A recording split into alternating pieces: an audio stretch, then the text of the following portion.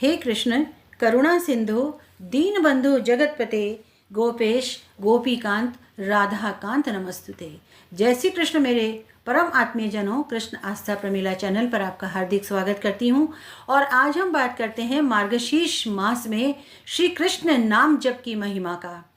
श्री कृष्ण भगवान अपने मुखारविंद से स्वयं कहते हैं कि मेरी सत्य प्रतिज्ञा जो मेरे भक्तों के लिए है वह यह है कि अगहन माह में जो भक्त मन, वाणी और क्रिया के द्वारा मेरी शरण में आ जाता है वह यहाँ संपूर्ण लौकिक कामनाओं को प्राप्त कर लेता है और अंत में सर्वोत्कृष्ट वैकुंठ धाम को प्राप्त करता है। हे कृष्ण, जो ऐसा बोल करके प्रतिदिन मेरा स्मरण करता है उसे जिस प्रकार कमल पुष्प जल को भेद करके ऊपर निकल आता है उसी प्रकार नरक से खींच लाता हूँ।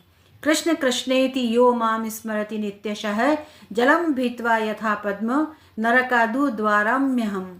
जो पाखंड से, लोभ से अथवा छल से भी मेरा स्मरण करता है, भजन करता है, वह मेरा भक्त कभी भी कष्ट में नहीं पड़ता। मृत्यु काल में कृष्ण नाम की रट लगाने वाले यदि पापी भी हों तो भी यमराज का दर्शन नहीं करते।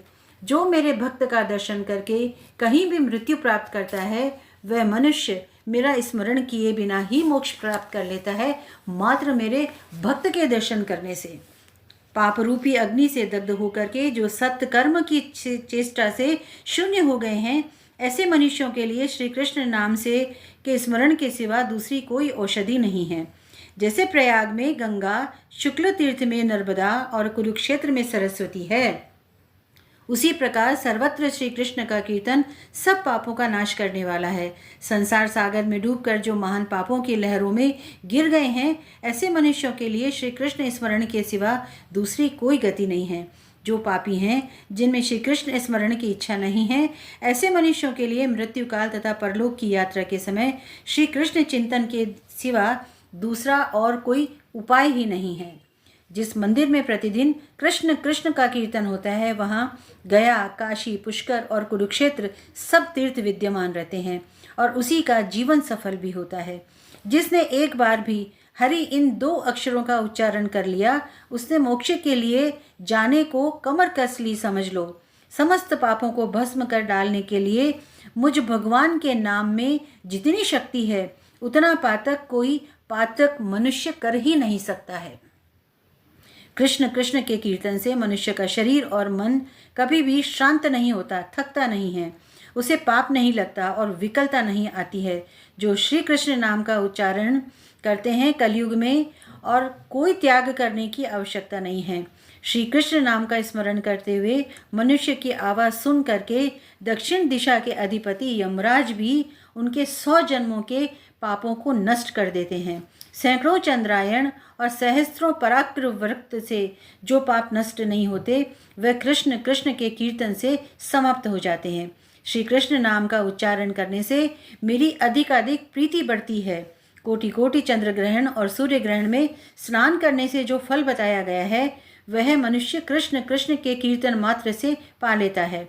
जैसे सूर्य किरणों से ताप से बर्फ गल जाती है, उसी प्रकार श्री कृष्ण कीर्तन से गुरु पत्नी गमन और सुवर्ण की चोरी आदि महापातक भी नष्ट हो जाते हैं। अभ्यागमन आदि पापों से युक्त मनुष्य भी अंतकाल में एक बार श्री कृष्ण का नाम जप ले तो वह सर्व पापों से मुक्त हो जाता है। वो जिह्वा कलिकाल में श्री कृष्ण के गुणों का कीर्तन नहीं करती, वह दुष्टा मुख में न रहे, रसातल को चली जाए। ऐसा भक्त लोग कहते हैं। जो कलयुग में श्री कृष्ण के गुणों का प्रयत्न पूर्वक कीर्तन करते हैं वह जिह्वा अपने मुख में या दूसरे के मुख में भी हो वंदना करने योग्य है। जो दिन रात श्री कृष्ण के गुणों का कीर्तन नहीं करती वह जिह्वा नहीं, मुख में कोई पापमयी लता है जिसे जिह्वा के नाम से जाना जाता है। श्री कृष्ण का स्मरण समस्त पापों का नाश करने वाला है और समस्त जो भाग्य है उसको उकेरने वाला है। श्री कृष्ण कृष्ण इस प्रकार श्री कृष्ण नाम का कीर्तन करने से जो जीवा है उसको भी अमृत फल की प्राप्ति होती है। जो श्री कृष्ण के नाम की इस महिमा का प्रातःकाल उठ करके नित्य स्मरण करता है, पाठ करता है, उसके लिए निश्चय ही जो श्री कृष्ण भगवान है वे कल्याणदाता होते हैं। तीनों संध्याओं के समय अपने घर में श्री कृष्ण नाम के महात्म्य का जो पाठ करता है वह जीते जी संपूर्ण कामनाओं को और मरने पर भी परम गति को प्राप्त कर लेता है। अनेकानेक मंगल कामनाओं के साथ मिलते हैं अगले वीडियो में शीघ्र ही। तब तक के लिए जय श्री कृष्ण।